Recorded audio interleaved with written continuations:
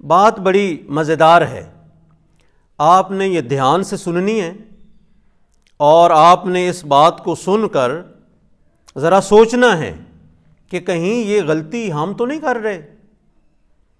ایک بار میرے پاس دو لڑکے آئے جو دونوں آپس میں دوست تھے،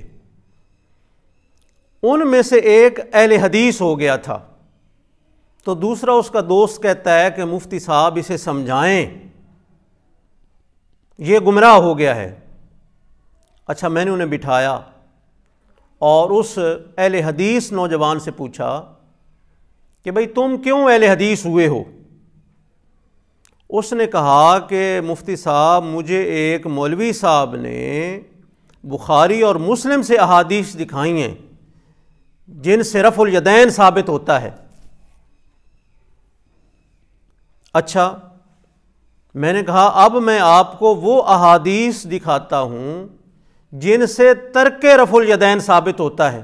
خیر، میں نے کتابیں نکالی لائبریری سے اور اسے دکھانا چاہیں تو وہ فوراً بولا مفتی صاحب آپ یہ احادیث مجھے لکھ کر دے دیں، میں اپنے مولوی صاحب سے رابطہ کروں گا، انہیں دکھاؤں گا، پھر جو فیصلہ ہوگا وہ میں آپ کو بتاؤں گا۔ میں نے اس نوجوان سے دست بستہ عرض کیا کہ بیٹے، جب آپ نے رفع الیدین کی حدیثیں دیکھی تھیں یا پڑھی تھیں تب آپ اہل حدیث تھے یا اہل سنت؟ اس نے کہا جی میں اہل سنت تھا۔ تو میں نے کہا تب آپ نے یہ کیوں بات نہیں کی تھی؟ آپ کا حق بنتا تھا نا، جب آپ کو کسی نے رفع الیدین کی حدیثیں دکھائی ہیں تو آپ اس سے کہتے کہ مجھے لکھ کر دے دو، میں اپنے عالم سے رابطہ کروں گا۔ تب آپ نے نہیں کہا، تب آپ نے فوراً ان کو مان لیا۔ اب آپ اہل حدیث ہیں اور میں آپ کو حدیث دکھا رہا ہوں، آپ کہتے ہیں کہ نہیں میں پہلے اپنے مولوی سے بات کروں گا۔ اس سے یہ نتیجہ نکلا کہ اس وقت یعنی جب آپ اہل سنت تھے، آپ کے دل میں حدیث رسول کی اہمیت تھی، محبت تھی، لہٰذا جیسے ہی آپ نے حدیث پڑھی فوراً آپ نے اس کے اوپر عمل کیا۔ اب آپ اہل حدیث ہو گئے، میں آپ کو حدیث دکھاتا ہوں، نام کو تو آپ اہل حدیث ہیں لیکن آپ کے دل سے حدیث کی محبت نکل چکی ہے، اس لیے آپ کہتے ہیں میں پہلے اپنے مولوی سے پوچھوں گا۔ میرے بھائیوں، ہمارا المیہ ہی اس وقت یہ ہے کہ ہم کسی ایک طرف کو، کسی ایک رخ کو دیکھ کر یا سن کر ایک رائے قائم کر لیتے ہیں، ایک فیصلہ کر لیتے ہیں، پھر اس فیصلے کے اوپر خود کارآمد اور پابند ہو جاتے ہیں کہ اگر ہمیں دوسرا رخ معلوم بھی ہو جائے تو ہم خود ہی وکیل صفائی بن کر اس کے اوپر اعتراضات لگاتے ہیں، کیڑے نکالتے ہیں اور اسے رد کر دیتے ہیں۔ یہ جتنے لوگ گمراہ ہوئے ہیں ان کی یہی روش اور طریقہ ہے کہ وہ ایک پہلو کو لے کر گھوم رہے ہیں۔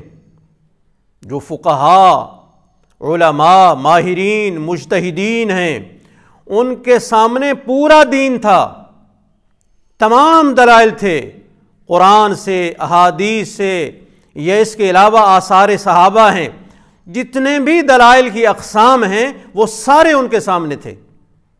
انہوں نے سارے پہلوؤں کو مد نظر رکھ کر فیصلہ کیا ہے۔ آج میں کسی ایک روایت کو، ایک حدیث کو یا ایک اثر کو لے کر ان کا انکار کر دیتا ہوں اور اس کے خلاف ایک نئی رائے قائم کر لیتا ہوں، جبکہ علم کی سطح یا معلومات کی سطح یہ ہے کہ اس موضوع پر مجھے چند حدیثیں یا چند آیات بھی یاد نہیں ہیں اور میں فیصلہ کر رہا ہوں ان کے مقابلے میں جن کے سامنے تمام قسم کے دلائل تھے۔ اگر میری بات پر آپ نے غور کیا ہے، توجہ سے سنی ہے تو بڑی اچھی بات ہے، اگر نہیں سنی تو دوبارہ سنیں، غور کریں، فکر کریں کہ ہم کیا کر رہے ہیں، ہم کن کے فیصلوں کو جھٹلا رہے ہیں اور کن کی رائے کے مقابلے میں اپنی رائے قائم کر رہے ہیں جو علم کے پہاڑ تھے، جن کے پاس علم کے خزانے تھے۔ آج مجھے کوئی ایک رائے، کوئی ایک حدیث، کوئی ایک روایت و اثر یا ایک آیت میرے سامنے آ گئی ہے، میں نے پڑھ لی ہے، یہ سن لی ہے، تو میں سمجھ رہا ہوں کہ مجھے جو آج سمجھ آئی ہے آج سے پہلے کسی کو سمجھ نہیں آئی۔ وہ جیسے ایک کہاوت ہے نا کہ چوہے کو سونڈ ملی تھی اور وہ پنساری پن بیٹھا تھا، اس نے کہا میں پنساری ہوں، مجھے سونڈ مل گئی ہے۔ میرے بھائیوں غور سے سنو، فقہا جنہوں نے زندگیاں کھپا دی ہیں ریسرچ کرتے کرتے، انہوں نے جو فیصلے لکھے ہیں تمام قسم کے دلائل کو پڑھنے اور سننے کے بعد لکھے ہیں۔ اگر آپ کو ایک حدیث، یہ ایک آیت پڑھ کر یہ سن کر فیصلے کا اختیار ہے اور آپ کرتے ہیں، تو کیا خیال ہے جنہوں نے مکمل تحقیق کی ہے، مکمل دلائل جن کے سامنے تھے، کیا ان کو فیصلے کا حق نہیں ہے؟ ان کو فیصلے کا حق ہے۔ اور ماہر سے اختلاف کا حق نابلد اور امی کو نہیں ہوتا، بلکہ اس سے اختلاف کا حق اس جیسے کو ہوتا ہے۔ جیسے ہم سادہ لفظوں میں کہتے ہیں کہ وکیل سے اختلاف کا حق وکیل کو یا جج کو ہے، ڈاکٹر سے اختلاف کا حق ڈاکٹر کو ہے، سنیار سے جوہری سے اختلاف کا حق سنیار یا جوہری کو ہے۔ ایک لوہا کوٹنے والا سنیار سے یا جوہری سے کس طرح اختلاف کر سکتا ہے؟ کس طرح اس کی رائے کو جھوٹا کہہ سکتا ہے؟ آج ہم یہی کر رہے ہیں۔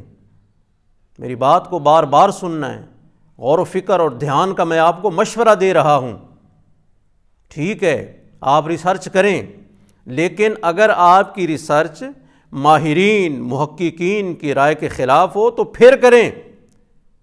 سمجھیں کہ میں نے پورے دلائل نہیں پڑھے، میں نے پورا چیپٹر نہیں پڑھا، اگر میں چیپٹر پڑھ لیتا تو پھر میری یہ رائے نہ ہوتی۔